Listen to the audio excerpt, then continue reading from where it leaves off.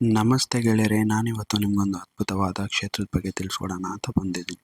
ಯಾವುದಪ್ಪ ಆ ಕ್ಷೇತ್ರ ಅಂದರೆ ನಮ್ಮ ಬೆಂಗಳೂರು ಬಸವನಗುಡಿಯಲ್ಲಿರುವಂತಹ ಬಂಡಿ ಮಹಾಕಾಳಮ್ಮ ಟೆಂಪಲ್. ಈ ಕ್ಷೇತ್ರ ತುಂಬಾ ಪವರ್ಫುಲ್ಲು ಮತ್ತು ಫೇಮಸ್ಸು.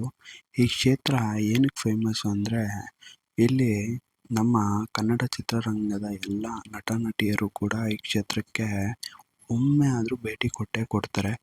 ಏನಕ್ಕೆ ಅಂದರೆ ಈ ಕ್ಷೇತ್ರದಲ್ಲಿ ಯಾರಾದರೂ ಪೂಜೆ ಮಾಡಿಸ್ಕೊಂಡು ಅವರು ಮೂವಿನ ಲಾಂಚ್ ಮಾಡಿದ್ರೆ ಆ ಮೂವಿ 100% ಸಕ್ಸಸ್ ಆಗುತ್ತೆ ಅನ್ನೋ ನಂಬಿಕೆ.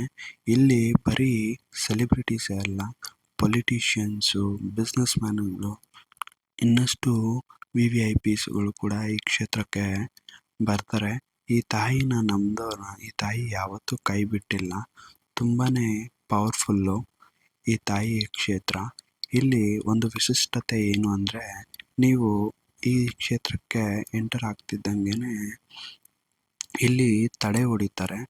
ಇಲ್ಲಿ ತಡೆ ಹೊಡಿಯೋದಕ್ಕೆ ನಿಮಗೆ 120 ರೂಪಾಯಿ ಅಂತ ಚಾರ್ಜ್ ಮಾಡ್ತಾರೆ. 100 ರೂಪಾಯಿ ತಡೆ ಸಾಮಾನು, 20 ರೂಪಾಯಿ ತಡೆ ಹೊಡಿಯೋದಕ್ಕೆ. ನೀವು ತಡೆ ಓಡಿಸ್ಕೊಂಡು ಬಂದಾದಮೇಲೆ ಬರ್ತಾ ಇಳಿತಿದ್ದಂಗೆ ನಿಮಗೆ ಕಾಟೇರಮ್ಮ ಮತ್ತು ಮುನೇಶ್ವರರ ದೇವಸ್ಥಾನ ಸಿಗುತ್ತೆ. ನೀವು ಅಲ್ಲಿ ಕೈ ಮುಕ್ಕೊಂಡು ಅಲ್ಲೇ ಬನ್ನಿ ಮಹಾಕಾಳಮ್ಮ ಅಂತ ಇನ್ನೊಂದು ದೇವಿ ಇದ್ದಾಳೆ. ಆ ದೇವಿಗೂ ಕೂಡ ನೀವು ಪ್ರಾರ್ಥನೆ ಮಾಡಿಕೊಂಡು ಬಂದರೆ ಅಲ್ಲಿ ಒಂದು ಬಂಡೆ ಇದೆ. ಆ ಬಂಡೆ ಹತ್ರ ನೀವು ನಿಮ್ಮಲ್ಲಿ 1 ರೂಪಾಯೋ 2 ರೂಪಾಯಿ ಕಾಯಿನ್ ಎತ್ಕೊಂಡು ನಿಮ್ಮ ಮನಸ್ಸಲ್ಲಿ ಏನಾದರೂ ಕೋರಿಕೆ ಇತ್ತು ಅಂದರೆ ಆ ಕೋರಿಕೆ ನೆರವೇರುತ್ತೆ ಅಂದರೆ ನೀವು ಆ ಬಂಡೆಗೆ ಆ ಕಾಯಿನ್ನ ಇಟ್ಕೊಂಡು ನಿಂತ್ಕೊಳ್ಳಿ. ಆಗುತ್ತೆ ಅಂದರೆ ಅದು ಅಲ್ಲೇ ಕಚ್ಕೊಳುತ್ತೆ. ಆಗಲ್ಲ ಅಂದರೆ ಆ ಕಾಯಿನು ಸ್ಟಿಕ್ ಆಗಲ್ಲ ಬಂಡೆಗೆ.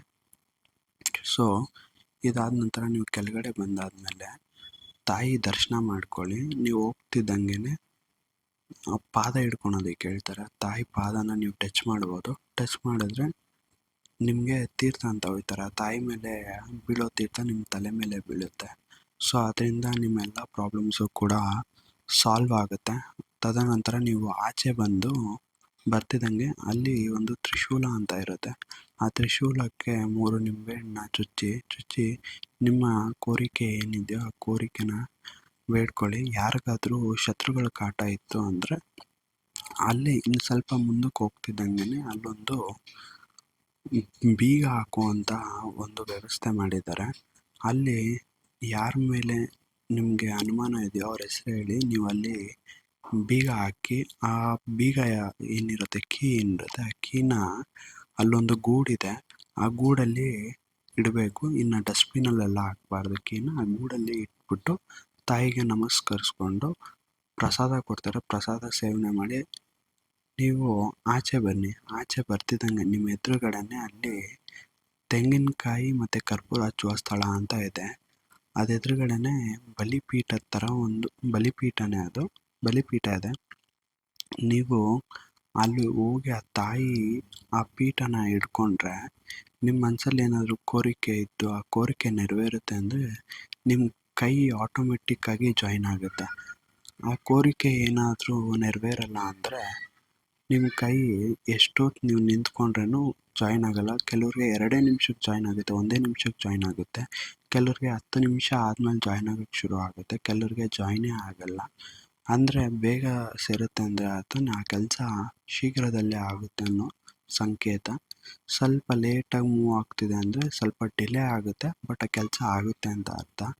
ಏನಾದರೂ ನಿಮ್ಮ ಕೈ ಮೂಮೆಂಟೇ ಆಗೋದೇ ಇಲ್ಲ ಅಂದರೆ ಅಲ್ಲಿಗೆ ಅರ್ಥ ಮಾಡ್ಕೊಳ್ಳಿ ಆ ಕೆಲಸ ಫೇಲ್ ಆಗುತ್ತೆ ಅಂತ ಅರ್ಥ, ನೆರವೇರಲ್ಲ ಅಂತ ಅರ್ಥ.